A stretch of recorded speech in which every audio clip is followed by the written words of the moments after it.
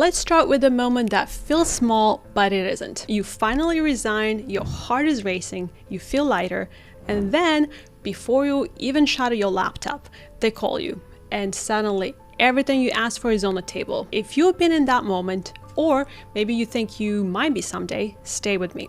And if career decisions feel confusing, emotional, or harder than you expected, that's normal. You're in the right place. About halfway through this video, I'm going to show you the exact moment people think they're being smart, and that's when they quietly lose their leverage. Not because they're careless, but because they are relieved. Here's a line most people never hear in time. A counteroffer feels like validation, but it's actually just fear dressed up as generosity. But before we go further in the whole counteroffer dynamics that play out, let's pause and see why you resigned in the first place. By the time you resign, you're tired. You've already had the conversation in your head. You've already fought the internal battle. So when they suddenly find the money, the flexibility, and the appreciation that you've been asking for so long, your nervous system, it releases before logic catches up. And if you've ever thought, I just want this to be over, that's the moment I want you to slow down. Pause for a second and ask yourself this, no judgment. Does this feel like you're being chosen, or does it feel like the tension is finally stopping? These two feelings are very easy to confuse. Here's a story that usually lands because it's painfully familiar. Meet Sarah. She is good at what she does. She's underpaid, over-relied on. Growth conversations went nowhere, so she lines up another offer with better money, cleaner role, and forward motion. So she resigns. And 30 minutes later, not a day or a week, the counteroffer arrives with more pay, new title, promises, and she takes it. And for a while, it feels like she won. But let's stop here for a second. The first few months almost always feel good. That part doesn't mean anything. What didn't happen is more important. The company didn't rebuild the future around her. Authority didn't move closer. Decisions didn't change hands. Things improved, but only after pressure. And here's the line I want you to remember. If things only work when you're halfway out the door, they don't actually work. People think that this moment is about money. No, it's not. It's about who needs who more next time. Think about leverage like holding the door open while you decide whether to walk through. The moment you step back inside without changing anything, well, that door closes shut, because a counteroffer usually isn't about relief. It's about exposure. So the company isn't asking, how do we help this person grow? They're asking, what breaks if that person leaves right now? And here's the moment people think they're being smart and quietly lose leverage. They accept the counteroffer without changing the structure. So you have same authority, same decision power, same future, just a little more money.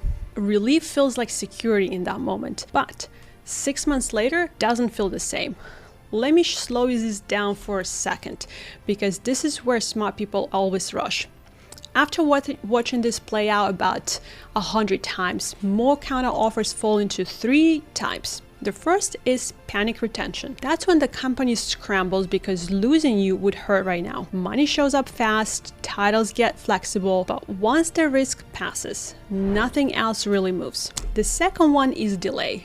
They don't want to lose you, but they also don't want to change the system yet. So they buy themselves time. This feels supportive in the moment, but it quietly puts you back in the same position later. And the third one is very rare, and it's actual real repricing. That's when authority actually shifts, decision-making changes, and your future no longer depends on you threatening to leave again. Same words, same smiles, but completely different futures. And if I'm evaluating a counteroffer, I don't listen to promises. I look for movement. Ask yourself, did authority move closer to me? Not appreciation, actual decision power. Did my future stop dependent on me threatening to leave again? Or is the pressure still the only lever? Would this role still help me grow if I stayed quietly for the 2 years? No ultimatums, no leverage plays. If you can't clearly answer those, time to take a pause and think it through. One thing people don't talk about is that when you accept a counteroffer, you don't come back neutral. Before you were a trusted insider, and after you're someone the leadership knows considered living and then stayed. That doesn't mean punishment, it just means a quiet shift that happened now. Now, I always like to fast forward 6 months and ask myself, how do I feel? Then 12 months from now, what am I explaining to myself? If I don't like those future versions of me, I don't negotiate with the present one. And here's a distinction that saves people years, and I'm gonna try to keep it simple. Being hard to replace, it is not the same as being hard to lose.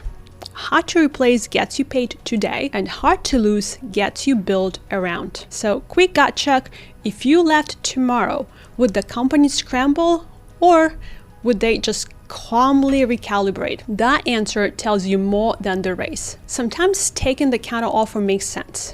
If I take it, I do it with clarity. I know I'm buying time. I know this is a bridge and not a future. And I don't confuse relief with commitment. So let me leave you with this question that makes the decision clean. If you hadn't threatened to leave, how long would this have taken? If the honest answer is never, well, you weren't undervalued, you were under-prioritized. And pressure-based value always expires. So never confuse being paid to stay with being chosen to grow. And remember, the mistake isn't taking the counteroffer. The mistake is believing you will get this moment twice. If this video made you uncomfortable, well, send it to the version of you who almost stayed. Tell us in the comments, are you considering leaving the job? Let's debate what you should do. And we'll see you guys on the next one.